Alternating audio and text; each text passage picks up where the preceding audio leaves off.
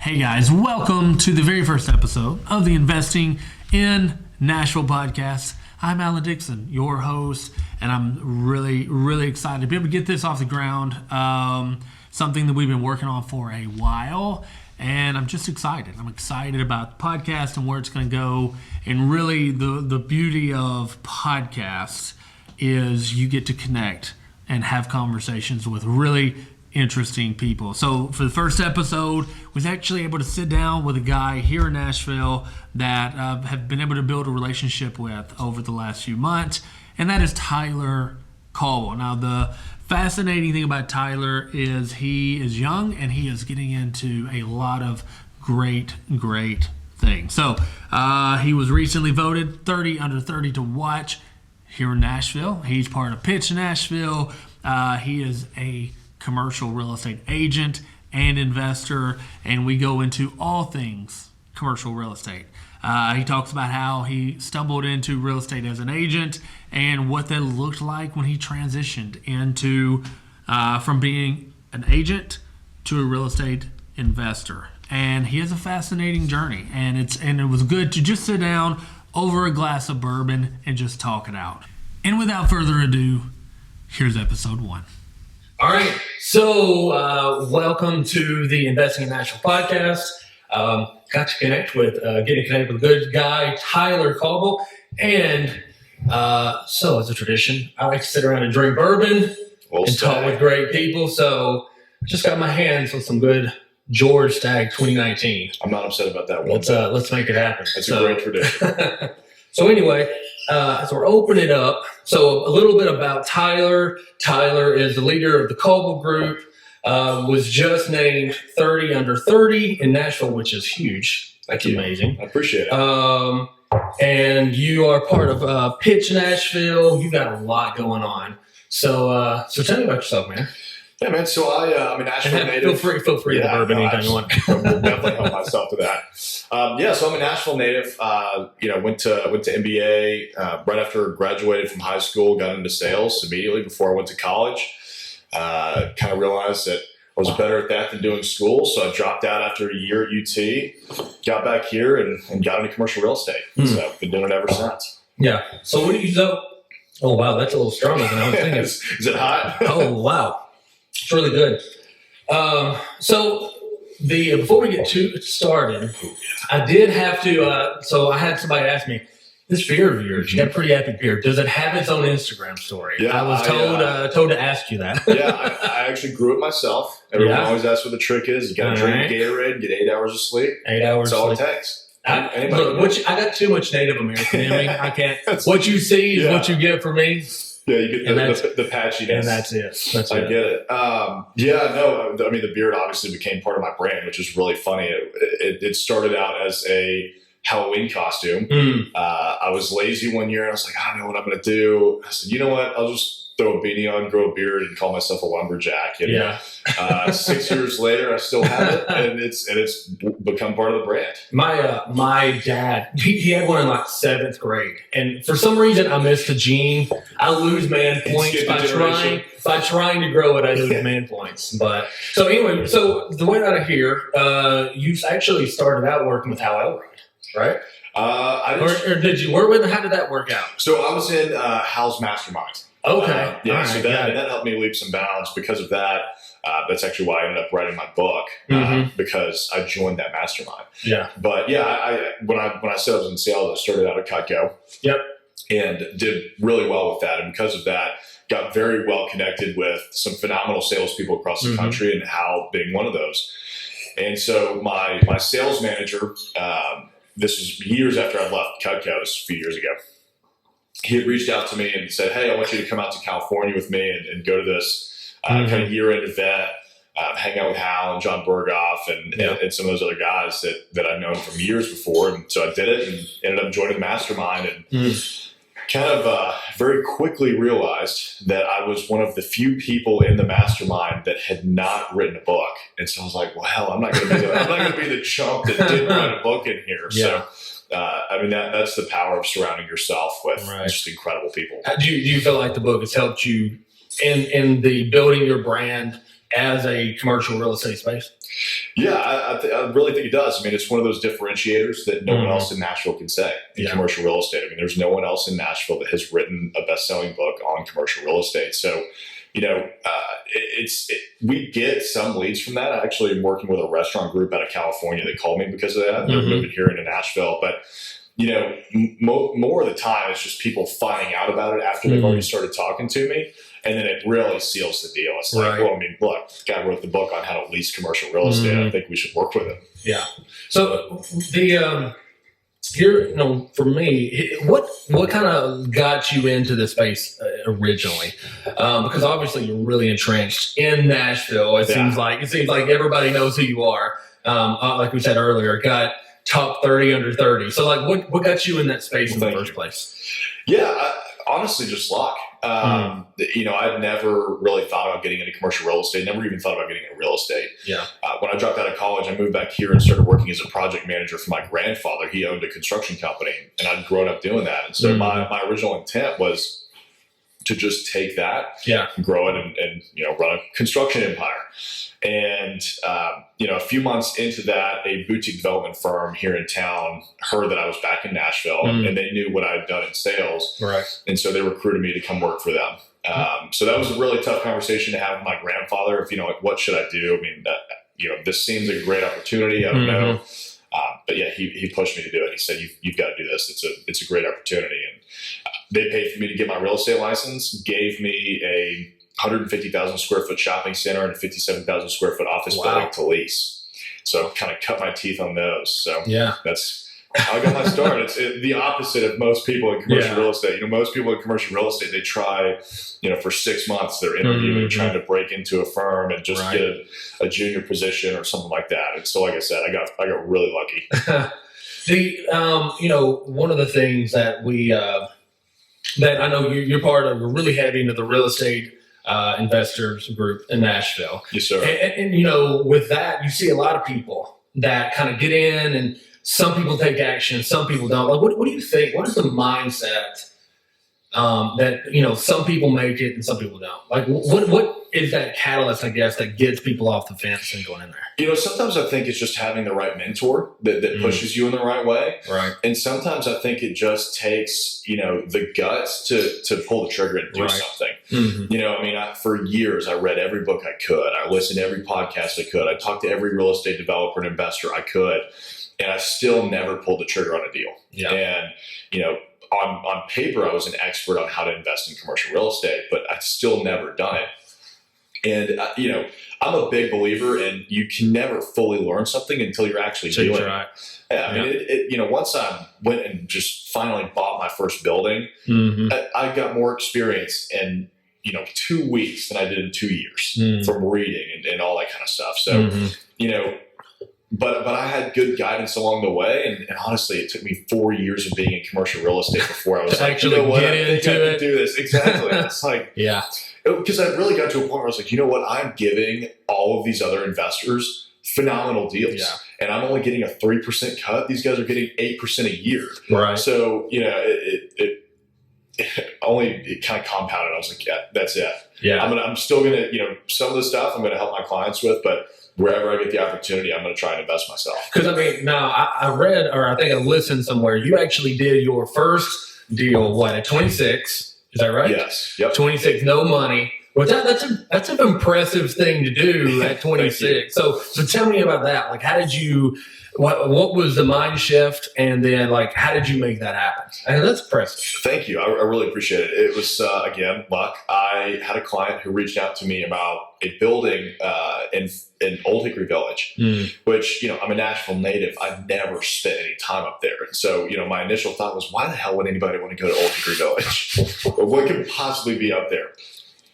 And I was so wrong. Right. We get up there, and it's in my opinion, one of the most beautiful neighborhoods in Nashville, and I've seen them all. Right. It's actually a village. It has a small little strip of walkable commercial with all these beautiful new cottages, ranch homes. And we kind of found out everything that's happening up there. There's a significant amount of new construction. There's a lot of residents moving there. There's a lot of East Nashvillians that are moving out there because they can't afford to live close to the city anymore. So but you're still only 20 minutes out. And so we got under contract. I started helping with all of his due diligence. It was a beautiful building designed by Earl Swinson, who did the Batman building. Okay. And so it was one of his earlier projects. He's actually from Old Hickory Village. And, I fell in love with the building. So this is really cool. It's kind of a mid-century, modern style. Well, the client ended up not being able to get his funding. So he had to back out of the deal. And so I grabbed another investor. I was like, hey, you've got to buy this. It's a great building. Yeah. I signed the contract to him. He started going through his due diligence, and he decided that he didn't want to do it either. And so we negotiated it like $125,000 or $150,000 under asking. And it was, it's like $80 a foot for a move-in ready 6,000 square foot building. And so I said, you know what? Assign it to me. I'm going to figure this out.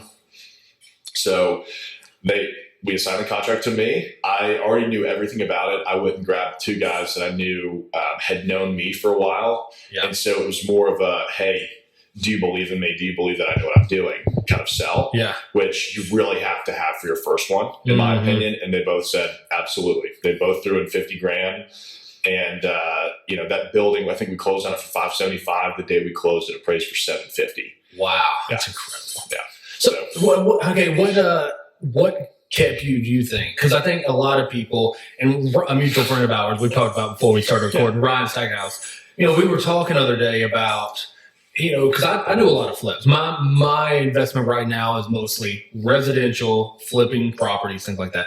And he's like, ultimately, because he's really big in the commercial space now, he said it's not any more work than flipping a residential house. It's not. In fact, it's easier. Yeah, I mean that's what I'm trying to think of. Like, realistically, residential is a lot of work, right? And kind of move into that space. Why do you think more people don't get into it? I mean, is it fear? Is it just a lack of knowledge? Don't get into commercial or just investing in general. I think both, because you look at $575,000. After you do a $3 million deal, it's not that big of a deal. You realize that it's not. Don't get me wrong, 575 is fine, but it's not as big of a deal as we often make it up to be in our mind, right? Exactly. So I think let's start with just investing in general, and then we'll get into commercial. I think investing in general. I think people are just scared. Mm-hmm. I was, and it wasn't like I was, I didn't know what I was doing. I just had never done it before. And now I'm playing with other people's money. Right. Yeah. And I take that very seriously. You're taking someone else's savings into your hands and telling them, trust me, I'm going to get you even more back. Mm-hmm. And, that's kind of a big deal. And so, and for me also it was money, right? I was working as a broker. There's a reason the word broke is in broker. That is true. So tough. That is very true. Yeah, people think real estate agents make so much money, and they can, but you get caught up in the lifestyle, and I'm having to go out and get drinks and woo clients over dinner, and then I'm paying 30% taxes because I'm an independent contractor, and realize, oh shit, there's no money left over to invest. And so my first deal, I didn't come out of pocket for it because I still had the 3% commission in that contract. I ended up just rolling that commission in as equity into the deal. And that was the best thing I ever realized I could do. So for that one, I think it's, fear of failure and money. On the commercial side, I think that it's so foreign to most people that they don't even know where to get started. Right. I was lucky. I grew up on the commercial side, so I don't understand residential. Right. To me, it's kind of crazy. You pay a property manager 10% of a long-term lease on a single-family home, and if you're doing a flip, you get in there and you tear the wall out and you find out the foundation's cracked, and all of a sudden you're it's a negative. It goes from $25,000 for a reno to $75,000. And look, that can happen instantly. Yeah. In 30 seconds, it can go from wow, I'm so happy we bought this house to how do we get rid of this? Yeah.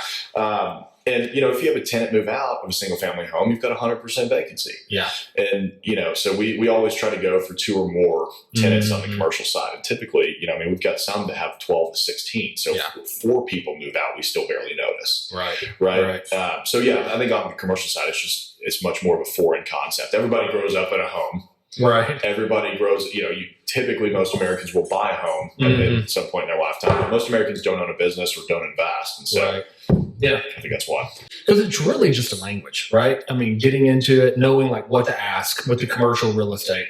Because I was reading some of your book, Open for Business. And awesome.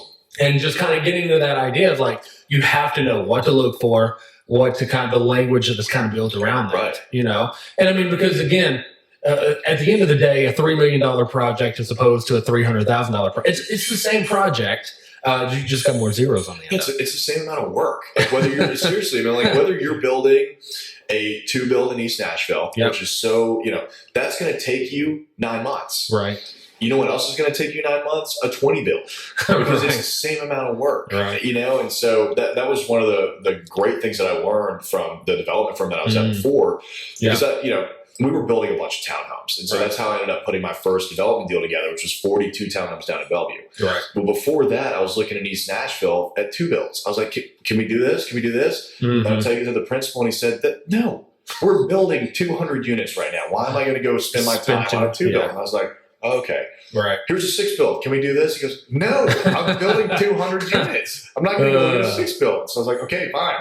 Yeah. So I went and found that 42 unit deal, and he was like, finally, there we go. Let's do this deal. It's a great deal. So what do you look for? Okay, you're sitting back, you're going to want to underwrite a deal. Because I mean, I think that concept is scary for a lot of people, right? The idea of does it make sense? Do you run the numbers? Because I mean, again, you go into a 42 unit deal as opposed to a duplex. Right. You got a lot more going on. What are you looking for when you're underwriting a deal like that? So it really depends on what kind of deal it is. So a development deal is very, very different from just a syndication or a typical, equity investment deal. Yeah. Some people kind of look at IRRs and say, on the IRR side, if you're doing a development deal, you want to look at 25%. So, we're at 25% IRR. We're looking at a 12 single family build here in East Nashville. And that's what we're underwriting it to, is about 25%. That's typically what investors want to see on the development side, because it's riskier. Right. On something that's more of a Class C value add stabilized asset, or value add to stabilized asset, which is kind of where I'm focused right now on the commercial side. So we find office, almost vacant office buildings, go in, fully renovate them, reposition them, fill them up with tenants, refinance. It's basically the BRRRR strategy, but on the commercial level. But on the commercial level, right. The exact same process. Except it's even better because, again, you can create value on a property. So, on those, we typically underwrite to a 15% to 18% IRR. I like to give my investors at least 8% cash on cash return year one. And if I have to do a pref to get to that, we'll do that. Right. Because, I mean, again, going back to one of the deals you were talking about, you were able to underwrite a deal to where it's a 70-30 he was talking about on a, the GC, all that, right? Or GP versus the LP. So, and then to me, it's fascinating being able to get in there and then say, hey, on year 3, we're going to flip it around for 30-70. Right. The idea of learning to be creative like that, like really come into a deal, think about like how do we approach this from a different angle. Right. It's fascinating, right? Because creativity is the last great competitive advantage, right? Exactly. I mean, look, I will never be the smartest guy in the room. I'm never going to be the best commercial real estate broker. I will never be the best investor. I'll never be the best with numbers. But what I will do is be the most creative person in the room, because when you do that, you figure out how to solve these problems. Right. I mean, that's how you take a deal that just doesn't work to, what you do something super unique with it. Yeah. I mean, like one project that we're doing right now, I was looking at it, and we bought this office building in June. The second floor is a massive 6,000 square foot office. Well, in this market, it's in South Nashville. It's not really likely that we're going to find a 6,000 square foot office tenant. Right. On the second floor of the building. On the second floor of the building. Right. So we're taking that and we're doing executive office suites, and they're flying off the shelf because we're providing a brand new renovated product at below market rates. Right. So people are looking at that going, of course I'm going to go open up my office over there. So we kind of got, we got creative with it. And I like to think out of the box. Yeah. All right. So for somebody just getting into investing, just trying to break into the space, what are some things they need to be thinking about? like somebody that they're looking into their first deal. What is that first step to kind of get into that game, do you think? I think you got to find a couple of people that believe in you, that are willing to invest in you. I mean, I raised $100,000 on my first deal in 2 phone calls from 2 different guys. Right. And that's not always going to be the case on every deal that you do, but they invested in me. You know, one of them didn't even see the building. He still has not seen the building. And we joke about that all the time. We're like, you own this incredible asset and you've never been never even seen it. Exactly. Yeah. Yeah. I mean, we joke about that all the time, but he's like, yeah, it's because I trusted you. I knew that you know, so I think your reputation is massive, right? Like they knew, I mean, he was so confident in me that if, you know, everything just fell out of the bottom, that, you know, I'd make sure it still happened. So I think that, but also going and approaching those people that do believe in you, say, look, if I found a deal or if I, you know, when I'm out there looking for deals, what would you invest in? You know, what makes a deal for you? Because if you're taking, you know, if you've got an investor that prefers retail and you're taking him industrial properties, he's not going to be interested in it. Right. Yeah. Because I mean, so that's kind of where that place is. We're, you know, again, we're moving into that industrial space, looking to get into commercial because, again, you get into the residential. I love it, but because that's what I know. I sell residential, I do retail. But at the end of the day, I'm thinking to myself, kind of what you're saying. Right. You know, if a 42 unit is just as easy as a 2 unit, like, all right, how do we shift that mindset? Exactly. Right? How do we shift and go into that other direction? Because I think, you know, long term, we build, like you said, you sell real estate, we'll make a living, but you're really going to build that wealth through that. So exactly. All right. So one final question, or a couple final questions. But where do you see Nashville going? Like over the next 10 years, what is Nashville? What do you see the opportunities? What do you see as the vulnerabilities? Yeah. So I wish I knew that for a fact because I would be wealthier than Warren Buffett. Yeah. In my opinion, Nashville is going to continue to elevate and skyrocket. Honestly, I mean, we're very well positioned in the whole country in terms of our, you know, economic status and job growth. I mean, we have one of the lowest unemployment rates in the country. In terms of culture, we're almost unparalleled. I mean, people are moving here from the north and the west because, you know, Nashville's cool, it's hip, it's a blue dot in a red sea. But also our tax environment is so much better than almost the rest of the country. You know, we don't have state income tax, which that's massive. I mean, for people moving from California to here, if they keep their same salary, it increases their income significantly. Yeah. So I think, and you know, Nashville's so tied to job growth. I mean, as long as we keep seeing the Alliance Bernsteins, the Amazons, the Ernst & Youngs of the world moving here, which is pretty amazing. We're starting to get some Wall Street companies moving out of New York to Nashville. I think Nashville's going to be just fine. I tell my clients, we're kind of in, you know, it's like Atlanta in the late 80s. Right. Is it expensive? Absolutely. But if you buy today, in 20 years, you're not going to regret spending that money. And I think it's fascinating too. Not only do we have job growth, but we're becoming so diverse in our, you know, there for a long time, it was entertainment and healthcare, right? Like that was your big 2 for years. Now we've got distribution coming in, you know, education coming in, which is huge. And I mean, that doesn't even include the hundreds of companies that are coming in that are 15 people, 50 people here. Right. And to all me, the ancillary services. Yeah. I got a buddy of mine that he moved his headquarters from New York to Nashville because centrally located, no income tax. You know, you can be to 70% of the population in a 5-hour flight. Right. And so you don't even take those into the account. Like the more diverse our economy is, it feels like the more we're going to be not that we can't be hit, but we're going to be a lot more insulated than we were, you know, even 10 years ago, even 15 years ago. Yeah, I mean, if you look at Nashville through the last downturn, I mean, Nashville recovered almost immediately. Yeah. I mean, a lot of people don't realize that, but there was 1 year, it was 2009, where commercial real estate lost value. 1 year out of the whole recession. And everybody thinks, you know, the recession lasted 5 years, whatever. I mean, if you look at the charts, commercial real estate values skyrocketed in 2010, 2011, 12, 13. It was crazy. And you look at Memphis, and I think Memphis pretty much just pulled itself out of the recession. Yeah. And they're 3 hours away. So I think that speaks leaps and bounds to the culture and the economy that we have here in Nashville. Yeah. All right. I know you are just, getting named top 30 over, 30 to 30. You do a lot of, fundraising. You do a lot of things like that. So what are some of the things you're passionate about? Yeah, I love giving back to the city. I mean, like I said, I'm from Nashville. So being in commercial real estate is one of the coolest things I could possibly do for my city. It's wonderful being able to shape neighborhoods, and do it in a way that's positive for the future. I feel like developers get a bad rap often because, who wants to put an advanced financial in a neighborhood, right? No one. But, if I'm a developer, I can go and shape that in a cool way. Right. So that's one thing that I certainly love. And that's kind of a way we get back to the city without exactly being charitable. Yeah. But every October we have a fundraiser for some type of cancer. So it's been breast cancer for the past 2 years.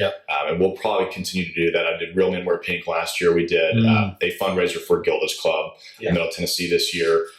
With Top 30 Under 30, we're fundraising for the Cystic Fibrosis Foundation.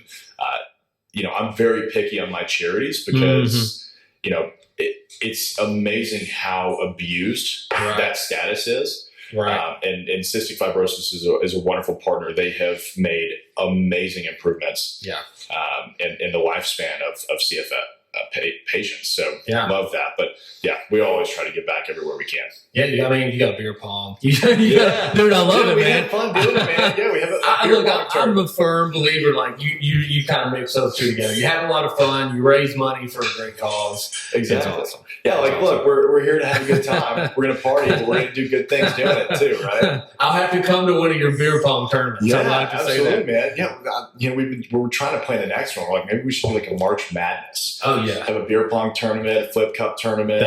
We'll just make it a thing. That'd be awesome. That'd be awesome. All right, man. So if people want to reach out to you, whether they want to get into real estate, commercial investing, or if they're just looking in general for themselves, like how do they get in touch with you? Yeah, so Instagram is definitely the best way. If you send me an email, I probably which is how we connected. Respond. Yeah, exactly. Yeah, Instagram hands down the best. I'm always on it. I love Instagram, and we get a lot of business through it. So it's at Commercial in Nashville. There's spaces between each one or underscores, however you want to do that. But I always respond to everybody on there. I've got people reaching out to me all the time. Asking questions, and it's kind of crazy. We've gotten a couple of professional football players because that have reached out to me, and now they're on our investment list because of that. But I will respond to anyone. Yeah, that's awesome on Instagram. That's awesome. So. Well, man, I appreciate you being on. Yeah, and until next time, man. Hey, cheers. Thanks for the bourbon. See you, buddy. Appreciate it.